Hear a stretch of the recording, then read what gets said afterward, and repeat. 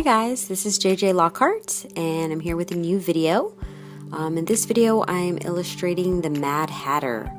I guess just inspired from the Alice in Wonderland movie and the new one coming out, Alice Through the Looking Glass. And so I was sort of inspired to illustrate my favorite character, MadHatter. And I'm working on watercolor paper with Copic markers. I use the watercolor paper just because it's a little bit thicker, and so I'm just sort of testing out how this paper does with Copic markers, which I've heard that the inks get soaked up too much into the paper, but I thought I'd give it a try anyways, just because it's a nicer piece of paper. I did use the back of the paper. Since this paper is cold pressed, it does have a small texture to it, and so I used the back of the sheet, which is actually smoother than the front. So as you can see, I'm just filling in the solid colors right now. I just finished sketching with the purple color erase pencil, excuse me, and I'm just going in with the Copics and laying down my basic colors.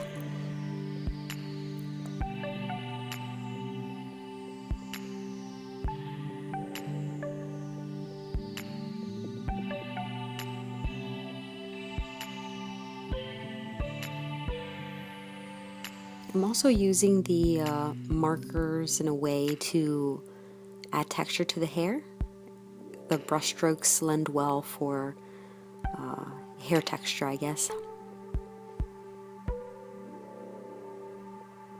I'm also trying to leave some of the white of the paper to show through a little bit. That's why I've also been using the colorless blender. I used it a lot in the face and in that sash on the hat, just to allow the color of the paper to show through as a highlight.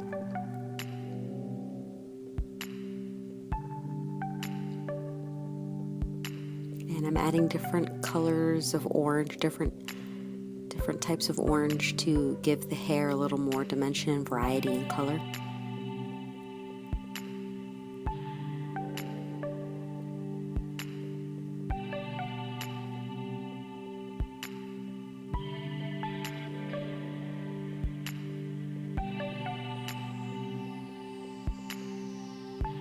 In the movie, he does wear very bright colors. I guess the whole movie, the aesthetic of the movie is just really bright. So that's one of the reasons why I used a purple color erase instead of black or a darker color for my outlines. And I guess my intent is just to continue using the purple as the darkest parts of the drawing. And for the roses, I'm not individually drawing the whole bouquet. I'm just adding in the color and then building the shapes from the colors. Again, leaving white areas or letting the paper show through so that to give, I guess, better highlights and to allow for more tones.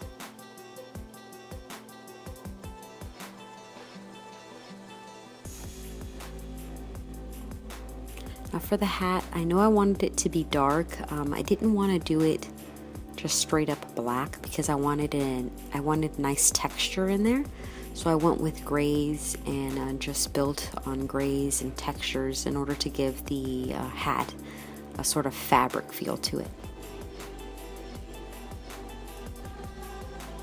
And the good part about these Copic markers is that when you put a lighter color on top of a darker color, it sort of picks up the color. So I was definitely using that to my advantage for the hat. I was putting in the yellow afterwards, and it would pick up the dark gray, and it lent well to creating that fabric effect.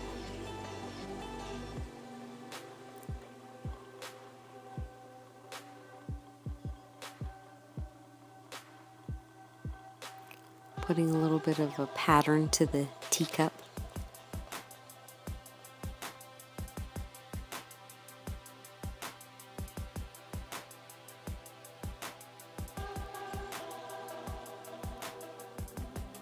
Adding in the green blades of grass in the bouquet.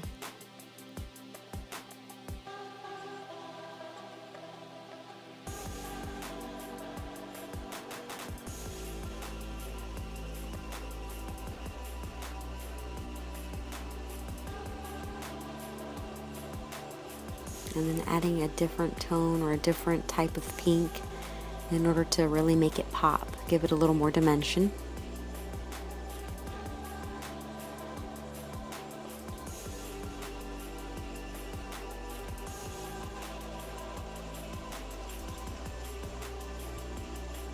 And this also helps better define the shapes in the bouquet and the flowers in the bouquet.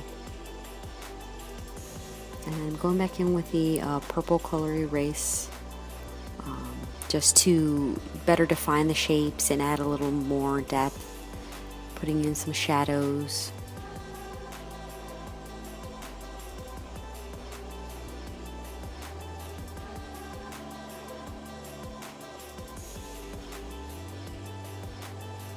Just better defining the shapes.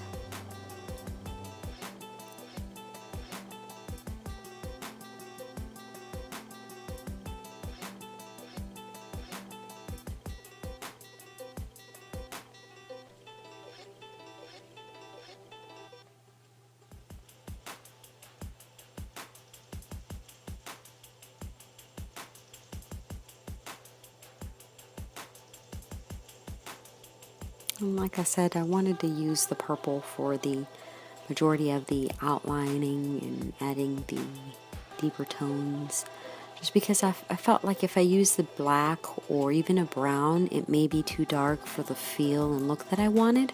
I wanted to keep it fun, whimsical in a way, and so I felt that the purple would be the best for the darker areas opposed to a black or a brown.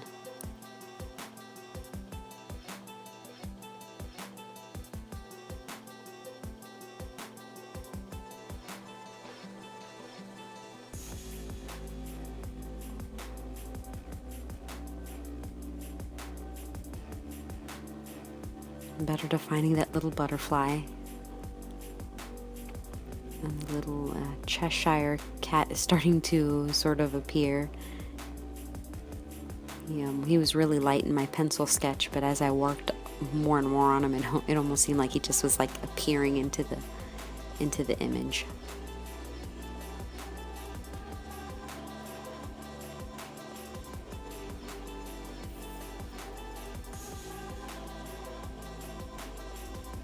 I'm really trying to get all that deep purple in there and defining the flowers.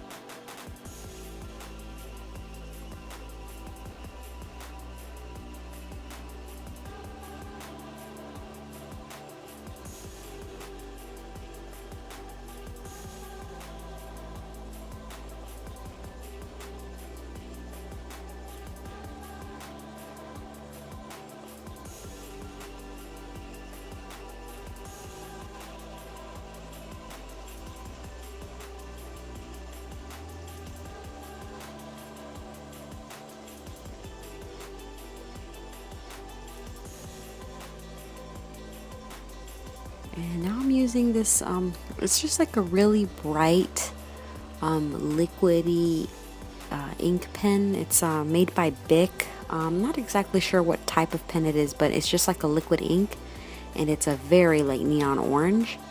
And so I use that to sort of pull in a little more highlights and give it that like unnatural orange look to the hair.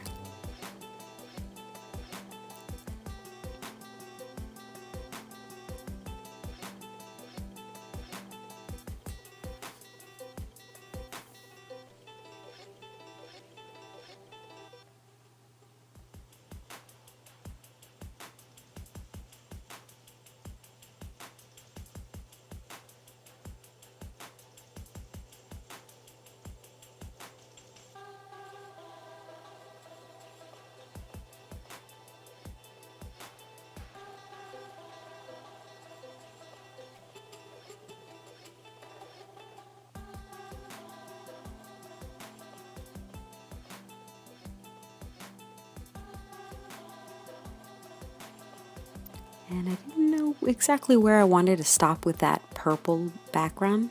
So I just added a little tiny little stalk to that edge to help break where the purple would stop. And I did want that purple back there because I wanted the bouquet and the little teacup to sort of bounce forward. So by using that darker color, that light tealy green minty green, I should say, can bounce forward.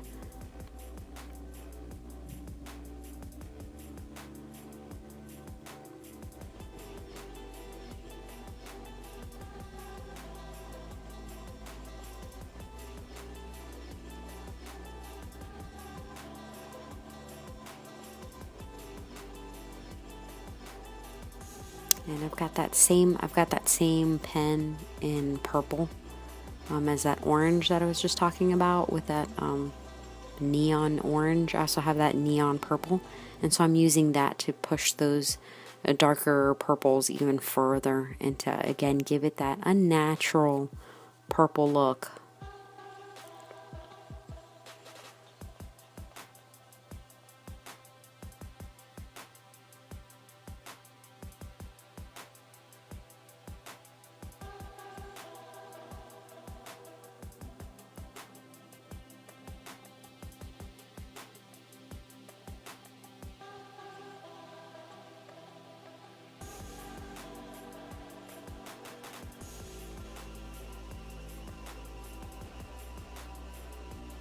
And I'm just using a regular mechanical pencil. Since it's a gray color, I'm going in there and just adding a little bit more of that gray tone to the hat.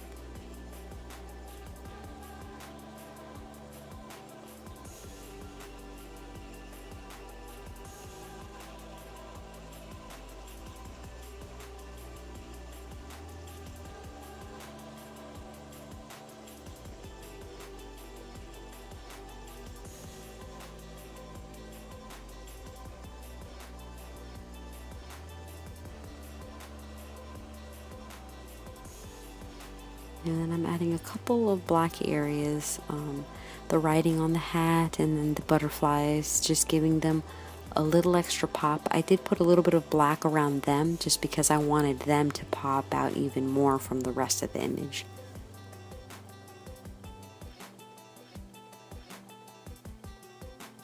And he has such, I guess, unusual makeup. His eyelashes are just completely white, so I used the SAKURA Jelly Roll to sort of give him those white eyelashes, and then I went back with the different purples, like the purple pen and the purple COL-ERASE pencil, to sort of give an outline to the eyelashes so that you could really tell that he has eyelashes there.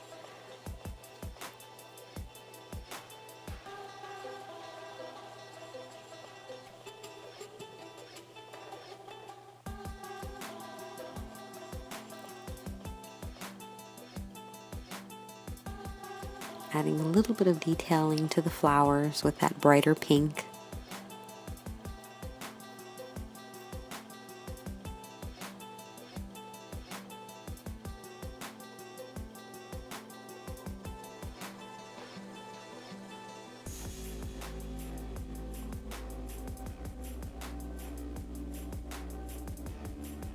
And I'm just outlining the whole piece in that purple. And that's the completed piece. You can see a little more detail in there. And thank you so much for watching. And make sure to follow me on my different social media platforms. And all the descriptions will be in the bottom. Thank you.